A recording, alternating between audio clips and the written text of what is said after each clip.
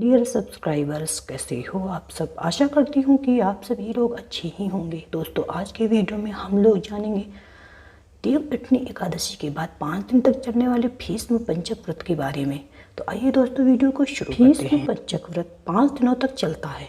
यह देवउठनी एकादशी यानी 25 नवंबर से शुरू होकर 29 नवंबर को खत्म होगा। यह व्रत कार्तिक मास के शुक्ल पक्ष की एकादशी से आरंभ होकर पूर्णिमा को समाप्त होता है, इसलिए इसे भीष्म पंचक कहते हैं। जो स्त्रियां पूरे कार्तिक मास तक किसी पवित्र नदी अथवा सरोवर में स्नान नहीं कर पाती हैं, वे 5 दिनों तक यह स्नान करके उसका पुण्य पा सकती हैं। 5 दिनों के इस व्रत को भीष्म ने भगवान वासुदेव से प्राप्त किया था। इस व्रत में प्रथम दिन 5 दिन के व्रत का संकल्प लिया जाता है और देवताओं, ऋषियों और पितरों को श्रद्धा सहित याद किया जाता है। इस व्रत में लक्ष्मी नारायण जी की मूर्ति बनाकर उनका पूजन किया जाता है। इसमें प्रथम दिन भगवान के हृदय का कमल पुष्पों से, दूसरे दिन कट प्रदेश का बिल्व पत्रों से, तीसरे दिन घुटनों का केतकी पुष्पों से, चौथे दिन चरणों का चमेली पुष्पों से तथा 5वें दिन संपूर्ण अंग का तुलसी की मंजरी से पूजन किया जाता है। व्रती को प्रतिदिन ओम नमो भगवते वासुदेवाय मंत्र का यथासंभव जाप करना चाहिए और 5 दिनों तक लगातार घी का दीपक जलाना चाहिए। इसके बाद ओम विष्णुवे नमः स्वाहा मंत्र से घी, तिल और जौ की 108 आहुतियाँ देकर अंतिम दिन हवन करना चाहिए। इस व्रत में पंचगव्य पान की विशेष महिमा है। व्रत के अंत में ब्राह्मण दंपति को भोजन कराना चाहिए। यह व्रत पापों के नाश, धर्म, अर्थ, काम और मोक्ष की प्राप्ति के लिए किया जाता है। सामान्य स्नान और पूजा के स्थान पर जब यह क्रिया उपरोक्त विधि से की जाती है, तब यह भीष्म पंचक व्रत कहलाती है। दोस्तों, कार्तिक मास शुक्ल पक्ष की एकादशी से पूर्णिमा तक घरों में जलाए जाएंगे घी के दीप। सनातन धर्म में विशेष महत्व रखने वाले पंचक व्रत बुधवार को शुरू हो गए हैं। धर्म ग्रंथों में कार्तिक माह में भीष्म पंचक व्रत का विशेष महत्व बताया गया है।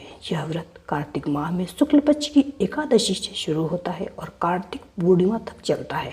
भीष्म पंचक को पचभीखु, पचभीखा इत्यादि नामों से भी जाना जाता है।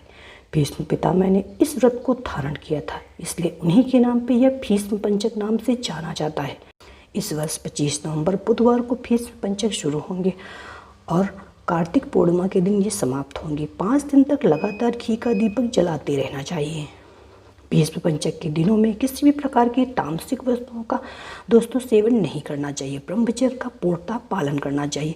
किसी का दिल नहीं दुखाए, कोई गलत कार्य ना करें। तो आइए दोस्तों, भीष्म पंचक जिसे पचभीखा, पंचभीखु के नाम से जाना जाता है, उसकी कथा क्या है उसका श्रवण करें।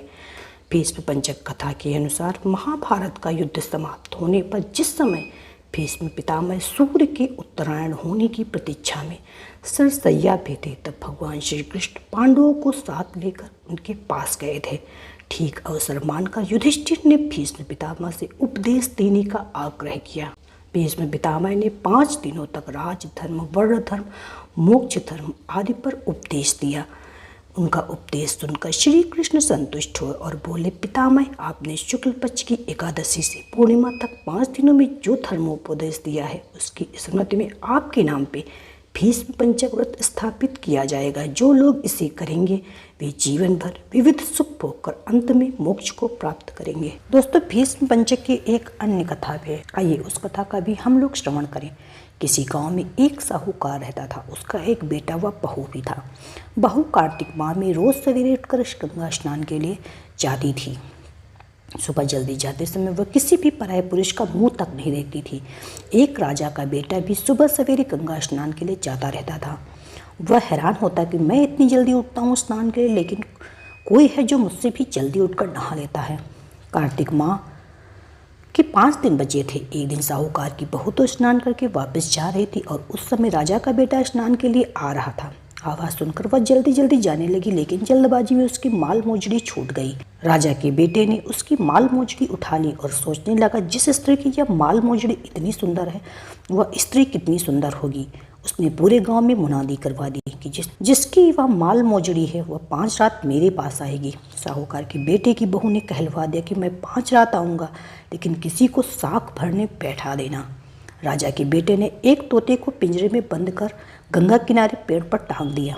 बहू सुबह के समय आई, पहली पौड़ी पर पैर रखा और बोली, हे कार्तिक के ठाकुर राई दामोदर, पांचों पांडु छठे नारायण भीखम राजा, उस पापी को नींद आ जाए। राजा के बेटे को नींद आ गई।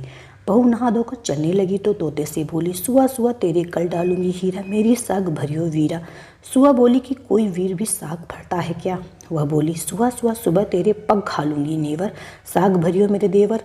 सुआ ने कहा, ठीक है भाभी, मैं तेरी साग रखूंगा। वह तो कहकर चली गई। राजा का बेटा हड़बड़ा कर उठा और सुआ से पूछा, सुआ सुआ वह आई थी, कैसी थी?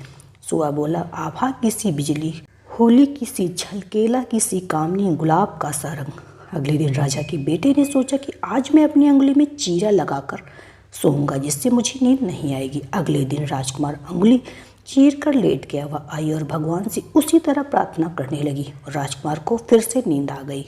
वह स्नान करके फिर से वापस चली गई।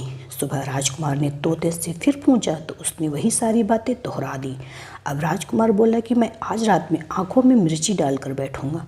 रात में वह मिर्ची डालकर बैठ गया। बहू फिर आई और प्रार्थना की, जिससे फिर राजकुमार को नींद आ गई। राजकुमार ने तोते से बहू के आने की बात पूछी। उसने फिर बता दिया। राजकुमार अब सोचने लगा, आज मैं बिना बिस्तर के ही बैठूंगा, और रात को बिना बिस्तर के बैठ गया। जब वह स्नान करने आई तो उसने फिर से भगवान से प्रार्थना की और राजकुमार को फिर से नींद आ गई। जब वह नहाकर जाने लगी तो आंख बंद करके चली गई। राजकुमार जब उठा तो वह जा चुकी थी। राजकुमार फिर सोच में पड़ गया और सोचने लगा, आज मैं अंगीठी जलाकर बैठूंगा, जिससे नींद नहीं आएगी। फिर वह रात को अंगीठी रखकर बैठ गया।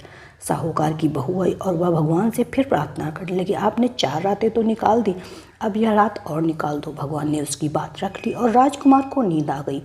जब वह नहाकर जाने लगी तो तोते से बोली, उस पापी से कह देना कि 5 रातें पूरी हो गई, मेरे मोतियों की माला मेरे घर भिजवा दे। सुबह राजकुमार की आंखें खुली तो उसने तोते से पूछा, क्या वह आई थी? तो तोते ने कहा, हाँ वह आई थी और उसने अपनी माला मंगवाई है। यह सुनकर राजकुमार सोचने लगा, वह तो सच्ची थी, तभी तो भगवान ने उसका सत रखा। कुछ समय के बाद राजकुमार को कोढ़ हो गया। राजा ने ब्राह्मण को बुलाकर पूछा कि मेरे बेटे का शरीर क्यों जल रहा है। ब्राह्मण ने विस्तार से राजा को सारी बात बताई। इसने क्या किया? ब्राह्मण ने कहा, इसने पतिव्रता स्त्री पर बुरी नजर डाली, इसलिए इस रोग से पीड़ित हुआ है। राजा ने इसके ठीक होने का उपाय पूछा तो ब्राह्मण ने कहा, यह उस साहूकार की बहू को धर्म की बहन बनाए और रोज उसके नहाए हुए जल से स्नान करे तो यह ठीक हो सकता। राजा साहूकार की बहू की माला लेकर साहूकार के घर गया और बोला, यह माला आपकी पुत्रवधू की है, इसे ले और अपनी बहू के नहाए हुए जल से मेरे बेटे को नहला दे। साहूकार बोला, वह तो किसी पराये पुरुष का मुंह तक नहीं देखती, आप इसे नाली पे बिठा दीजिए, जब वह ऊपर नहाएगी तब नीचे इस नाली के पानी से आपका पुत्र नहा लेगा। राजकुमार ने ऐसा ही किया और कुछ समय बाद उसका शरीर चंदन सा हो गया। हे पंच भिखु देवता, जैसे आपने साहूकार की पुत्रवधि का सत रखना, वैसे ही सबका रखना। तो दोस्तों, ये थी पंच भिखु भीष्म पंचक की, जो शायद सभी लोगों ने नहीं सुनी होगी। हम इसी तरह आपको कथा कहानी बताते रहेंगे। मेरी कथा कहानी यदि आपको पसंद आए तो प्लीज़ उसे लाइक कीजिए। मेरे वीडियो को अपने दोस्तों, अपने रिश्तेदारों के साथ ज़्यादा से ज़्यादा शेयर कीजिए, जिससे ये कथा कहानी उन तक भी पहुंच जाए शेयर के माध्यम से। और हाँ दोस्तों, यदि आप मेरे चैनल पर नए हैं तो प्लीज़ मेरे अन्नपूर्णा दिव्य चैनल को सब्सक्राइब कीजिए और मेरा वीडियो सबसे पहले आपके पास पहुँचे इसके लिए नोटिफिकेशन बेल को जरूर प्रेस कीजिए। तो मिलते हैं एक नए वीडियो में, तब तक के लिए बाय बाय।